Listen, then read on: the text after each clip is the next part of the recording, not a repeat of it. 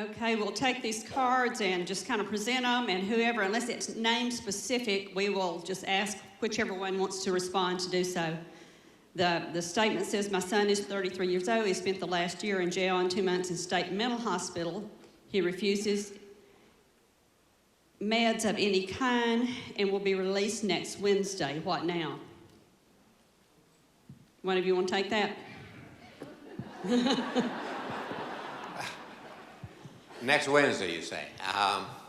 Well, first of all, this point that I made, that those of us with these conditions have a condition that tells us we don't have the condition. So his resistance to taking the medication is quite common. Now, we've moved in the last 15 years toward changing the laws, so it's easier now for us to get treatment to folks who don't realize they need treatment, particularly if they wind up in the streets or being taken to jail or being beaten up or raped every other weekend or these sorts of things. Hopefully, when somebody's coming out of a hospital, we've got halfway houses, we've got care facilities, drop-in centers, and recovering persons who are beginning to socialize amongst ourselves is a good place to take care of other individuals with the same condition. Almost every day I'm in a drop-in center with everybody's in recovery from these disorders, and the most common thing I hear is they love being there because there they can talk openly about what they've been through, whereas away from that social setting, mentioning they have a mental illness or anything like that is exceedingly difficult for them.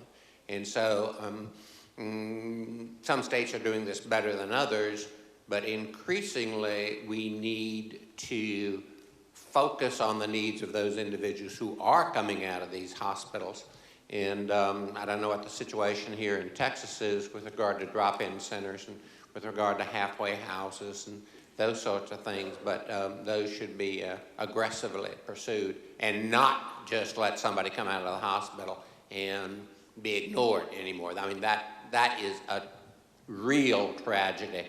I often say the Norwegians think Americans are totally inhumane to allow this situation to happen where we have homeless and jailed and others. So more than you ever wanted to know about my opinion, I'm sure, about folks coming out of the hospital.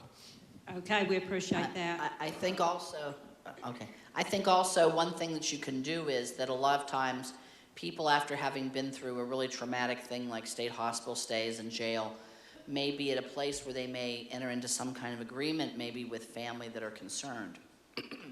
And I had a guy a few years back who was almost in the same situation. He and his mother have told me I can tell this story. I don't give any information about them. But basically, he had had that problem. And the mother said to him, okay, you can come and live with me, but you have to be taking meds. And so what happened was that she brought him to me, and I was giving him pills for about a year, year and a half. And every medicine I gave him didn't work. And so after about a year or two, I kept talking to him about trying to get an injectable, getting a medicine injected in once a month. And they even have one now that's about, just a couple times a year you need an injection, not every month. But so he had one of the meds that's in an injectable form. And I said to him, look, it's the same medicine you've taken the oral pill for. Why don't you just try to take the shot? It's once a month. You don't have to take the pill every night.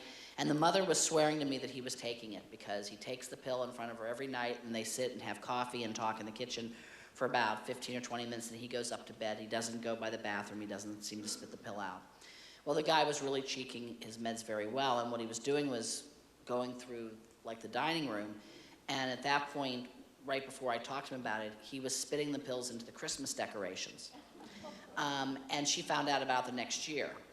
But meanwhile, when she unpacked, because he was trying to fish them out, but he didn't fish them all out. But the thing was that in that meantime, in January, I talked to him about the injectable, and she was sitting there because she had come in as a collateral person to the session.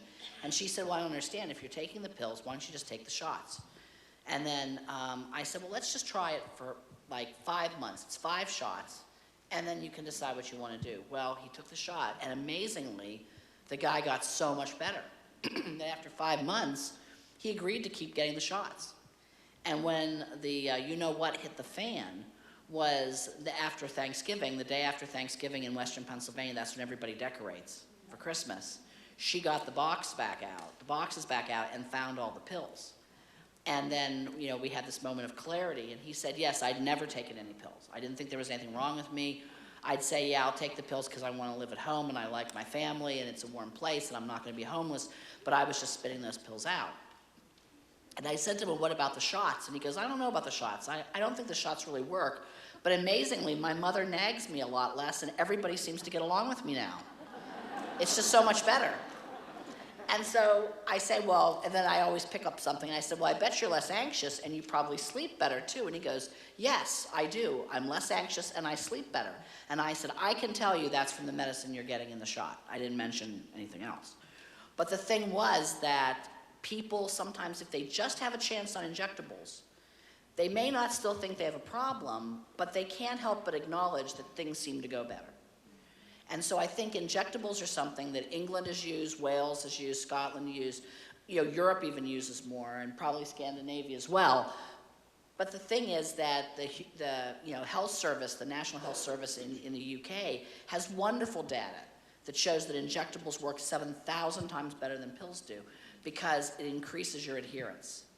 And that's probably what you need to do for many people whose life is on the line if they have some type of relapse and they end up either having a suicide attempt or reoffending and going back into jail or having a prolonged hospitalization. And so I would try to make the argument, why don't you come to the house, we'll just try some shots, 5 shots, 1 shot a month for 5 months and see what you think. And usually by about 4 to 5 months, people are really a lot better. You get a steady state blood level and all that good stuff. Good deal. So thank you very much. I've got a question for Pastor Tommy. I'm just the amateur. Are you sure you want me? Yeah. Is there anything about football? I think this one will work. Yeah, I Okay. think this one will work. How does someone reconcile depression with Philippians 4:4, rejoice in the Lord always? Yeah, Philippians 4:4, rejoice in the Lord always. Again, I'll say rejoice. There is a great difference between being down, being in the dumps because you have lowered your gaze from your joy in Christ to the things of this world. We all go through that.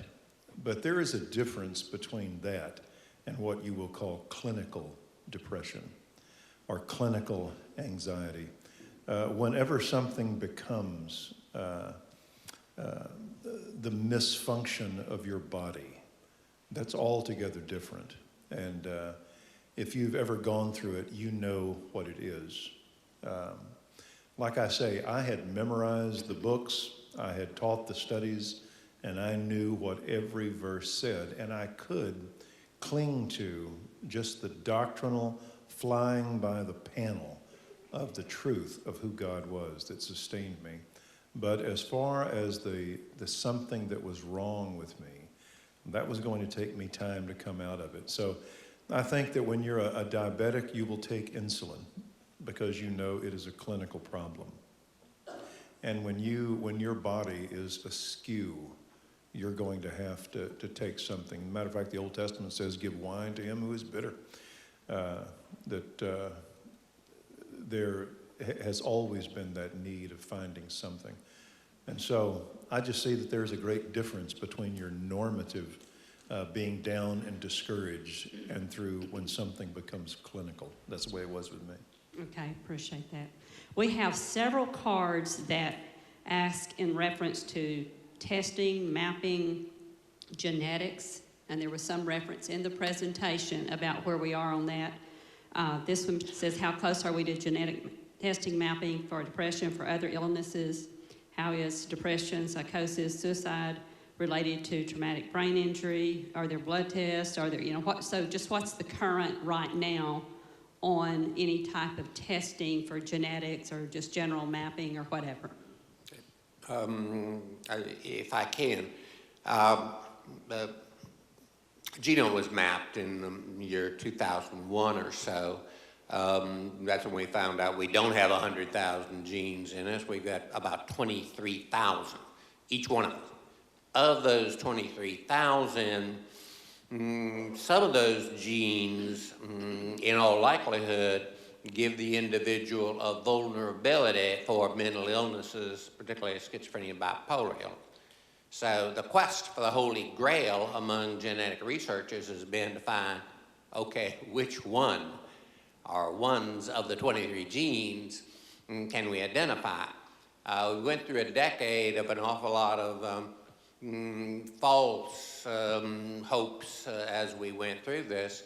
But just a very few years ago, we decided to get smart and look at hundreds of thousands of individuals across the world by various researchers joining hands. And the results of what's called the GWAS, Global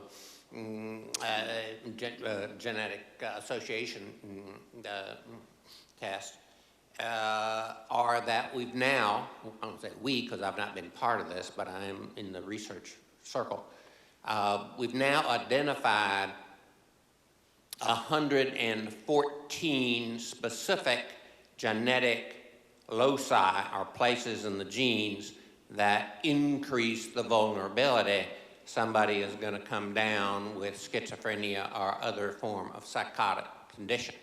And so that they're very small, each gene, but you get enough of them, suddenly you're able to identify which individuals have higher likelihood of coming down with this. I'll also, for instance, huge studies beginning about 10 years ago show that certain individuals and can be identified genetically if they smoke marijuana in their teenage years, and they've got these genetic vulnerabilities, they are much more likely to come down with schizophrenic symptoms than are others. And so I sometimes joke that we go out to rock festivals and do a little DNA analysis on the kids there, and if they've got that particular genetic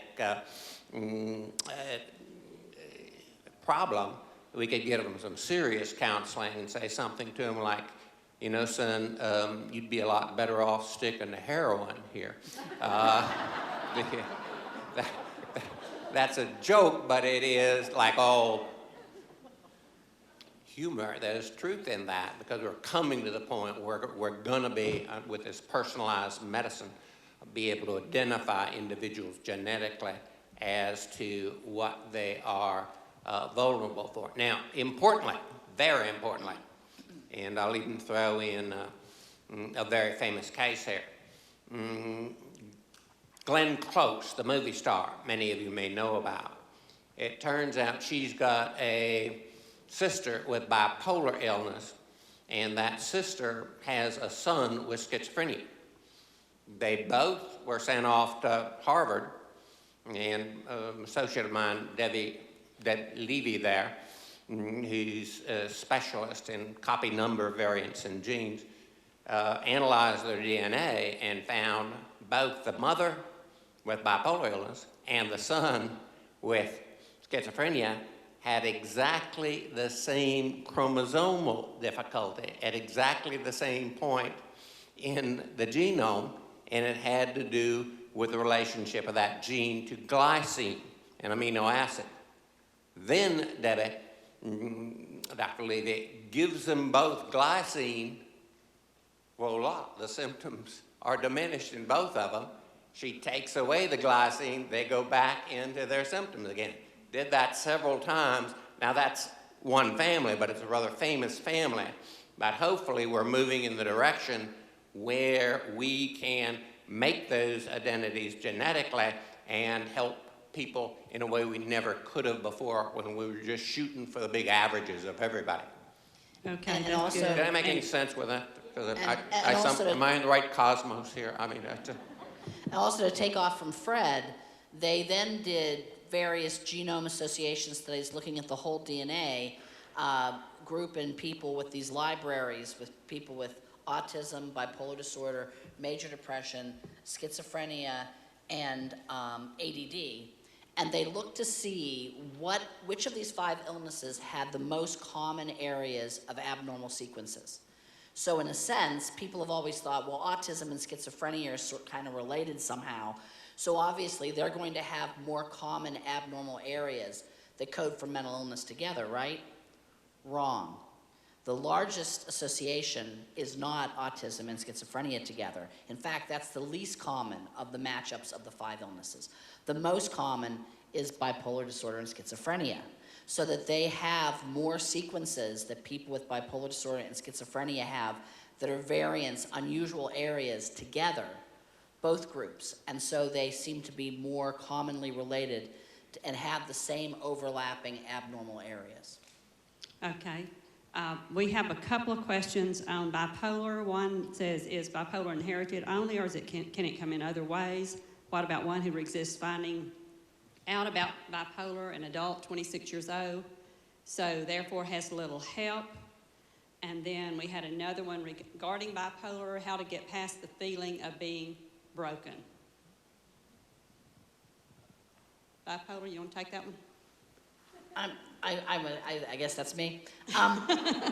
So I mean, I think that, you can look at a lot of bad things that the people can get in their genes. And they look at the genetic contribution to bipolar disorder, and some people think that it might be approaching maybe 40 or 50% of the issue, but there's no doubt that many environmental things, many stress-related things may play into how people acquire bipolar illness or don't acquire bipolar illness. And in this whole genomic talk, there's something called epigenomics that looks about what happens after the DNA is mixed and creates an individual, the changes to the DNA or other things after, in a sense, that the person is made, how that then changes your risk, and whether some of those epigenomic changes can be passed on to the next generation. You look at like people that were concentration camp survivors, and they had children. The children have a higher rate of obesity. And you might think, well, if you've been starved, you're going to overfeed your kids, right? But in reality, what happens is that some of these children were separated from their parents, didn't even know their parents, and still had a higher risk of obesity. So there may be epigenomic changes that relate to those kinds of things. So it's not just your genes, but your genes play a part in that. About the idea of being broken, I kind of had an issue with that because I've had 9 pregnancies and 5 live births, and I have my children, and my children, have mental health issues as well. And I was kind of feeling bad about it for myself at one point. And then my husband reached middle age, and his family his father has a gene that causes a type of deafness that's very difficult to correct, and it occurs in middle age. And so my husband had a 50-50 chance of getting this from his father. So Giacomo was about 35, and I would be talking to him, and he'd be like in the room maybe doing something, and I'd be saying, "Did you hear what I said? Did you hear I said?" He'd look at me distractedly and said, yeah, I hear what you said. So I said, "I don't think you're hearing me. I think you may have what your father had. You need to go and get tested." It turns out that his hearing was better than average, and he was just ignoring me. But at that point, I thought to myself, my kids could have inherited that from my husband. In fact, all of us carry some section of DNA that codes for something terrible. I mean, in my case, I just know kind of what I'm passing on to my kids that might not be so good. But on the other hand, I'm also passing on, and they're coming into a family where pretty much everybody has mental illness. So having mental illness in our family is normative. We don't feel like we're broken, we just feel like we're blending just well with everybody else. And I think that looking at that from a resilience standpoint may help negate some of these feelings of being broken. Okay.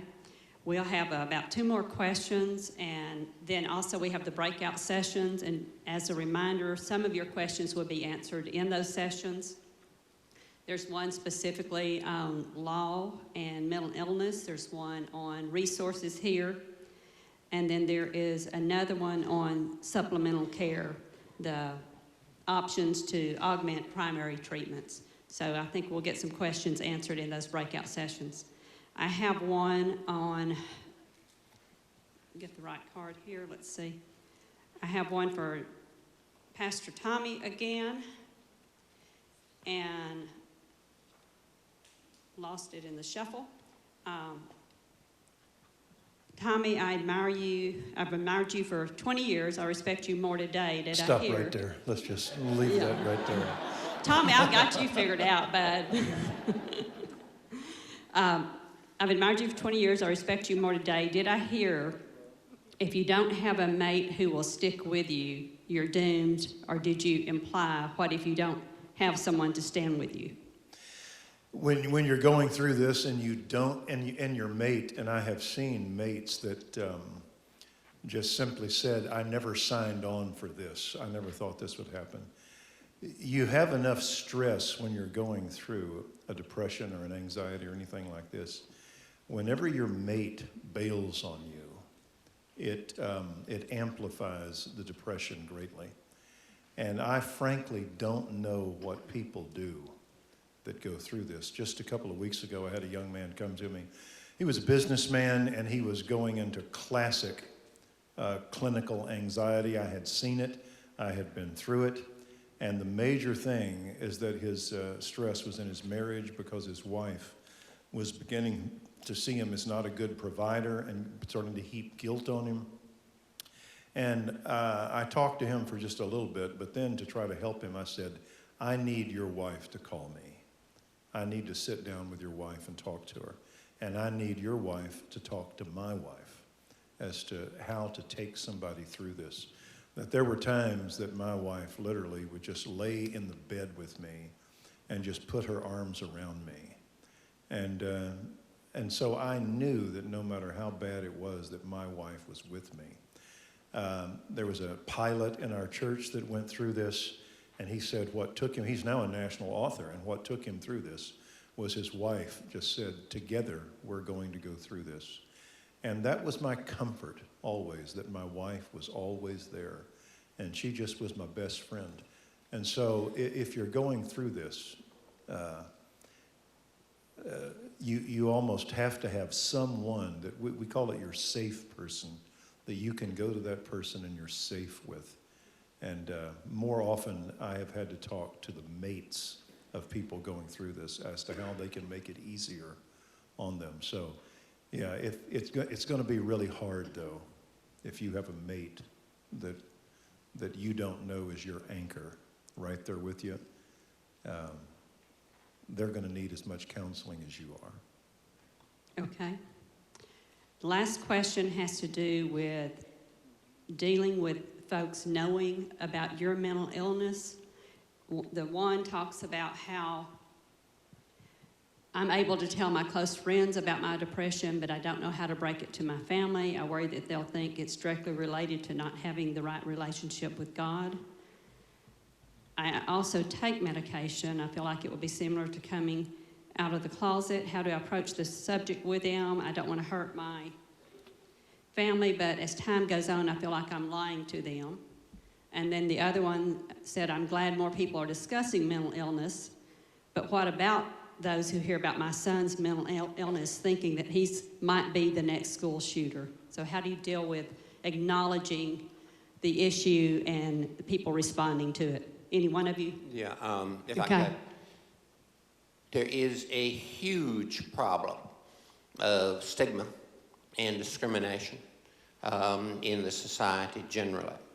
I was very proud of all of you who raised your hands and said you had mental illness in the family, but you're at this conference. Out there in the real world, and I run into it all the time, people, one, they're scared, particularly if it's something like schizophrenia, and the stigma exists seriously. Now, I want to say this very importantly. It's been since the 50s that we started learning medication affects the brain and it helps with these mental illnesses. we had to work real hard to get the other psychiatrists and lesser degree psychologists to understand that and to throw away Sigmund Freud and all the family blaming stuff. Then we realized, hey, yeah, okay, those of us in mental health understand a little bit about this, but outside of our world, they don't, particularly the policemen. And so we put together this police training, 40 hours a week, which is going like wildfire, been going for 15 years, but we have not been able to have a beachhead into the faith community, particularly ministers. And one thing fantastic about this conference is, it's the third in the series here, and we had a precursor to this at Fuller Theological Seminary on schizophrenia 4 years ago. Things like this today help us tremendously, and I particularly like Reverend Kame's comment to identify individuals in your congregation that have the same sort of difficulties and connect them with those who are perhaps more seriously disabled with that. But we and I'm sure Suzanne and Ken and others will agree with me, we really need to start working together better with the faith community and addressing this stigma problem, which, notice I didn't stay on the topic real well, but I'm coming back to it. It's, that stigma problem needs to be addressed. Thank you. And I can say something on that we have a counseling service that our church runs with about 4 counselors. And what I noticed once I went through this is that a lot of Christian counseling deals with Class B misdemeanors, that we deal with problems in marriage, problems with kids, problems with finances, problems with, generally marriage takes the bigger part of it, some with alcoholism, some with a lot with pornography. But when you get into depression and anxiety, you're into an area right now that a lot of times the Christian community will just moralize. It's just easier to moralize than it is to deal with it. And as a result, the Christian community has to leave those counselors and go on to others, the psychiatric community, for help. And I talked to all of my counselors and I said, we can't just be Class B misdemeanors. Whenever somebody comes to us in our church, and whenever I ask in a Christian community, how many of you have ever been through anxiety or depression or know someone, every hand goes up. Every hand, unless you're living in an Amish community far away that you don't know anybody. Every hand goes up that everybody knows somebody.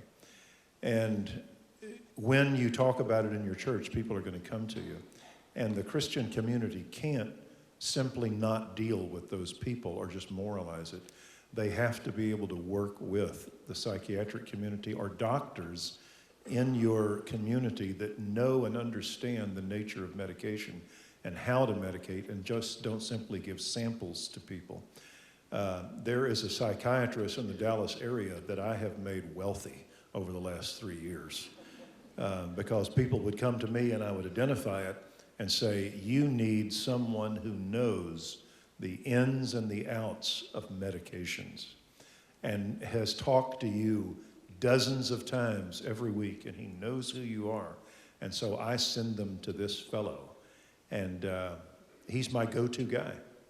And so I hope that your church has somebody like me. When anybody gets it, they call me, and then I meet with them, and I let them know that they're not at the end of the world, and then I refer them, and we get them help. Okay, and I think I appreciate everyone's answers. I think the one part of that question is like about the son being identified as the next shooter. Are people thinking that? Does anyone want to step forward for that one? I mean, I think that there are certainly people who have anger, and some people who have mental illness have anger, and other people who don't have mental illness have anger. But our culture has given a forum to express your anger in a way that if you're going to if you're thinking, I don't want to be around, or I don't want to be in the condition I'm in, that other people have gone and caused a mass shooting, and I'm going to get the attention of the people about my particular reason that I'm angry. And that's what's causing mass shootings. Do some people have mental illness? Probably. And do some people have mental illness angry and they want to go out, in a sense, in some kind of way of expressing their anger? Yes. But the number of mass shootings is extremely small, and the number of people with serious and persistent mental illness is extremely broad. So it would be hard to end up saying that people who have mental illness are mass shooters, because it's such a tiny little fraction of a tiny little part of 1% of people that have that kind of level of anger. And the issue is the anger and the fact that I have to admit, our journalists, our media, and all of us promote and glorify that person's statement that I'm unhappy for whatever reason. And because we want to know who he is, and we want to know where it was, and we want to know exactly what happened, and what he did, and who he was, that we're promoting this. And we're giving other people who are angry, mentally ill or not, a forum to do that over and over and over again. Is it increasing? Absolutely. But the cure for this is not having people with mental illness be stigmatized and discriminated against even further. And it's not even getting people help, because this is a specific issue. The issue is we have to stop glorifying the shooters. We have to stop giving them a forum. We have to not ask who they are. We don't want to know anything about them. And we take them and give them to the family and say, God bless you, have a funeral for your relative. And then what we do is we glorify the victims. Look at the heroicism of that Army veteran who took 7 shots in Oregon. That should be the story. And nothing about the shooter. Everything about the heroes and the victims and all those, and the people that responded. That's what we put in the media. And the guy who did it dies nameless. That's how you stop it. Okay. At this point in time, we need to have a breakout session. So let's give our panel a round of applause.